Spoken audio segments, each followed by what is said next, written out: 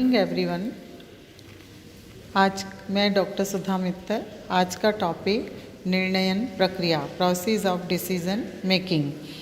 जैसे नियोजन की प्रक्रिया अपन ने देखा, इसी प्रकार प्रबंध की प्रक्रिया, हर किसी काम को करने के लिए एक निश्चित प्रक्रिया अपनाई जाती है, प्रोसेस यूज़ किया जाता है। उसी तरह से निर्णयन की भी एक प्रक्रिया है और उस प्रक्रिया से गुजरकर प्रबंधक सही निर्णय लेने में आगे आता है।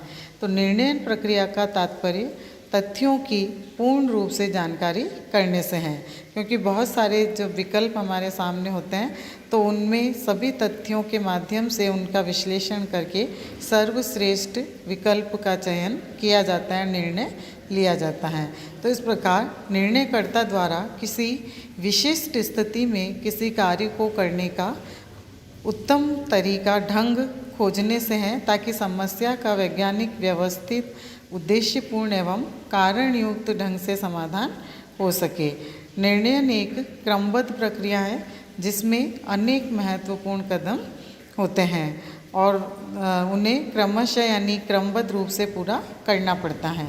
तो निर्णयन की प्रक्रिया के लिए कई यानी अलग अलग प्रबंध शास्त्रियों ने, विभिन्न विद्वानों ने अलग अलग स्टेप इसके बताए हैं, चरण बताए हैं। जैसे हर्बर्ट ए साइमन ने 3 कदम बताए हैं: इंटेलेक्चुअल प्रोसेस, डिज़ाइन प्रोसेस और सिलेक्शन प्रोसेस। आर.एस. डावर ने निर्णय प्रक्रिया में 5 चरण दिए हैं: समस्या की पहचान, समस्या के संबंध में तथ्यों को प्राप्त करना एवं उनका विश्लेषण करना, वैकल्पिक साधनों का चुनाव करना, सर्वश्रेष्ठ साधनों का चुनाव करना और लिए गए निर्णयों को क्रियान्वित करना। तो इस प्रकार से आर.एस. डावर ने इन स्टेप्स के अंदर, इन कदमों में निर्णय की प्रक्रिया को पूरा किया। अब हम देखते हैं इनका किस प्रकार से इन चरण के अंदर, इन कदमों में प्रबंधक निर्णय की प्रक्रिया को पूरा करते हैं। पहला, समस्या की पहचान करना, आइडेंटिफिकेशन ऑफ द प्रॉब्लम्स। जिस प्रकार एक डॉक्टर बीमार व्यक्ति का इलाज चालू करने से पूर्व बीमारी के विभिन्न लक्षणों की पहचान करता है, और उसी प्रकार प्रबंधक भी निर्णय लेने के पूर्व समस्या की पहचान करता है। यानी इसके अंदर ये ध्यान रखा जाना चाहिए कि लक्षणों को ही रोग या समस्या नहीं समझ लेना चाहिए, अपितु वास्तविक समस्या को मालूम करना चाहिए। तत्पश्चात समस्या के कारणों एवं प्रभावों को भी समझना चाहिए।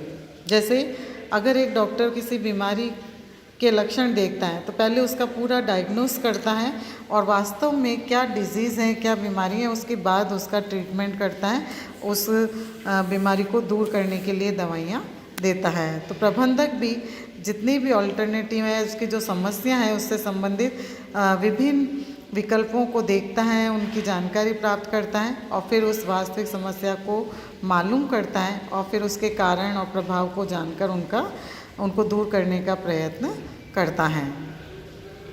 सेकंड, समस्या का विश्लेषण करना, एनालाइजिंग द प्रॉब्लम।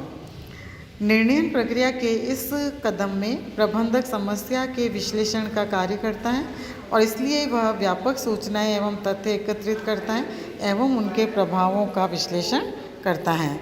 इसके लिए समस्या की प्रकृति, समस्या के प्रभाव, उसको प्रभावित करने वाले घटक एवं उनकी पुनरावृत्ति की संभावना आदि के संबंध में व्यापक सूचनाएं तथा तथ्य एकत्रित किए जाते हैं। इसके अतिरिक्त निम्नलिखित बातों को ध्यान में रखते हुए समस्या का विश्लेषण करना चाहिए। जैसे निर्णय आधारभूत हैं या नैतिक, निर्णय की भविष्यता यानी उस अवधि या समय विस्तार से जिसके लिए निर्णय लिया है। निर्णय से प्रभावित होने वाले क्षेत्र कौन कौन से हैं, गुणात्मक घटक कौन से हैं जो निर्णय लेते समय सामने आएंगे। तो इस प्रकार से समस्या का विश्लेषण समस्या की प्रकृति एवं गहनता पर निर्भर करता है, फिर भी समस्या का उचित विश्लेषण उसके उचित समाधान हेतु बहुत आवश्यक होता है। तो इसका कारण क्या है कि इससे कई प्रकार की विशिष्ट जानकारियाँ प्राप्त की जा सकती हैं और निर्णय कौन लेगा, निर्णय लेते समय किन व्यक्तियों से परामर्श लेना है, निर्णय की सूचना किन किन व्यक्तियों एवं विभागों को दी जाएगी और सूचनाएं कैसे प्राप्त कैसे प्राप्त की जाएंगी। तो इस तरह की सारी सूचनाएं, इस प्रकार का कार्य इसके अंदर किया जाता है। नेक्स्ट है विकल्पों का विकास करना, डेवलपमेंट ऑफ ऑल्टरनेटिव्स। प्रक्रिया के इस कदम में प्रबंधक वैयक्तिक समाधानों की खोज करता है, उनका निर्धारण एवं विकास करता है जो समस्या समाधान के लिए संभावित विकल्प हो सकते हैं। लेकिन ये कार्य बहुत ही सावधानीपूर्वक, दक्षता एवं चतुराई से किया जाना चाहिए। विकल्पों के अभाव में निर्णय प्रक्रिया एक यांत्रिक कार्य हो जाता है जिसमें प्रबंधक यानी कि या और वाक के इस तरह के जो चिंतन है उसमें पड़ जाता है। तो यहाँ तक कि बहुत निराशाजनक स्थितियों में भी कई विकल्प होते हैं। तो संभव है कि कोई भी विकल्प न हो, किंतु प्रबंधक के सामने कई विकल्प तो होते ही हैं। अतः वैकल्पिक समाधानों का विकास करते समय प्रबंधकों को चाहिए कि अनुपयोगी विकल्पों का समाधान करें, सीमित घटकों के सिद्धांत को ध्यान में रखें और उन उद्देश्यों का निर्धारण करें जिन्हें समस्या के समाधान से प्राप्त करना एवं समय, धन एवं साधनों की सीमा का भी निर्धारण कर लेना चाहिए। फोर्थ है विकल्पों का मूल्यांकन करना, इवेल्युएशन ऑफ ऑल्टरनेटिव्स। निर्णय प्रक्रिया के इस चरण में प्रबंधक ये देखता है एवं पूर्वानुमान लगाता है, अनुमान लगाता है कि किसी विशेष का विकल्प का उपयोग किया जाए तो उसके क्या गुण दोष हैं, उस पर कितना व्यय होगा, किस विकल्प में कितना समय लगेगा, कौन सा ऐसा कार्य है जिसमें प्रयासों का न्यूनतम व्यय करके अधिकतम परिणाम प्राप्त किए जा सकेंगे। तो इस प्रकार संभावित विकल्पों का तुलनात्मक अध्ययन करते हुए उनके अपेक्षित परिणामों तथा प्रभावों का मूल्यांकन करना चाहिए।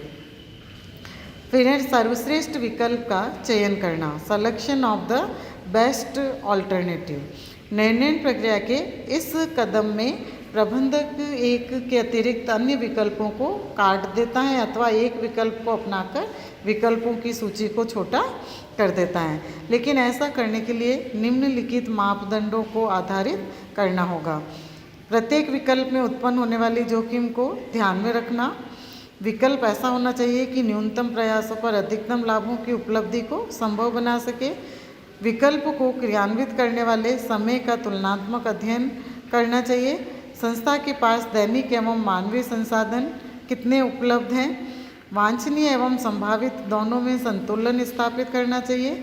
यदि प्रबंधक किसी विशिष्ट विकल्प को क्रियान्वित करना चाहता है और इसके अपेक्षित परिणाम प्रदान करने की संभावना अधिक नहीं है तो उस द्वितीय सर्वोत्तम विकल्प का चयन करना चाहिए।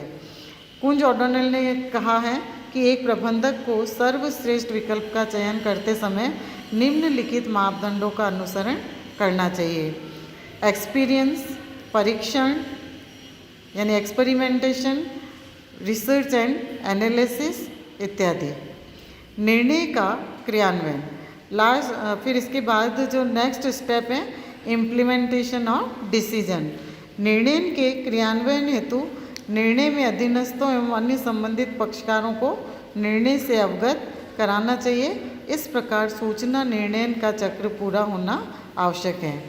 निर्णय पर उनकी स्वीकृति प्राप्त करनी चाहिए एवं उसे क्रियान्वित करने में उनका समर्थन एवं सहयोग प्राप्त करना चाहिए। इसके अतिरिक्त उसे सही समय एवं सही तरीके से क्रियान्वित करना चाहिए। यहाँ यह भी समझना आवश्यक है कि निर्णय के लागू करने पर और भी समस्याएं उत्पन्न हो सकती हैं जिनके समाधान हेतु पुनः निर्णय की आवश्यकता भी पड़ सकती हैं। फिर लास्ट है अनुवर्तन, फॉलोअप। निर्णय प्रक्रिया के अंतिम चरण में प्रबंधक को निर्णय लेने एवं उसे लागू करने हेतु उसके प्रभावों की जानकारी करनी चाहिए। निर्णय का अनुवर्तन करके ही निर्णय लेने वाले व्यक्तियों की कुशलता एवं व्यावहारिकता का पता लगाया जा सकता है।